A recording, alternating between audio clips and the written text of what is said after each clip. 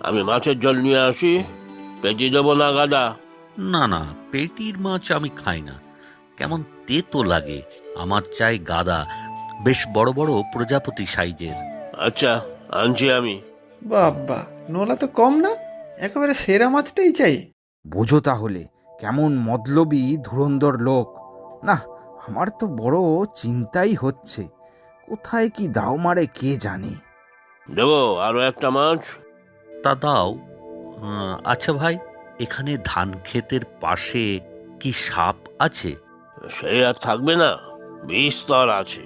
বাহ, সে তো ভালো কথা, ভালো করে দেখতে হচ্ছে। আপনি খেতে থাকুন, কিছু লাগলে ডাকবেন। সাপ খুঁজছে শুনলি?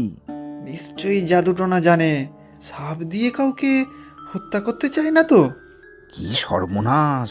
তাহলে কি এই গ্রামে কাউকে খুন করার জন্য এসেছে নাকি? যা দিনকাল পড়েছে কিছুই তো বলা যায় না। নজর রাখতে হবে, বুঝলে? ভালো করে নজর রাখতে হবে। ব্যাপার একদম সুবিধার ঠেকছে না, বুঝলি অনু? কাল সচক্ষে যা দেখলাম, তারপর থেকে ভয়েই আছি। কি দেখলে গো মিলনদা? এই তো কাজলও ছিল সাথে। কালুর দোকানে সে এক সাংঘাতিক ব্যাপার।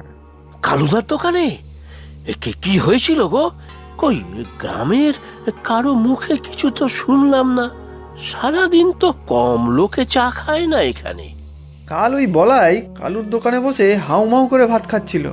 খালি বলে ডাল দাও, মাছ দাও, ভাত দাও। খিদে লেগেছিল হয়তো।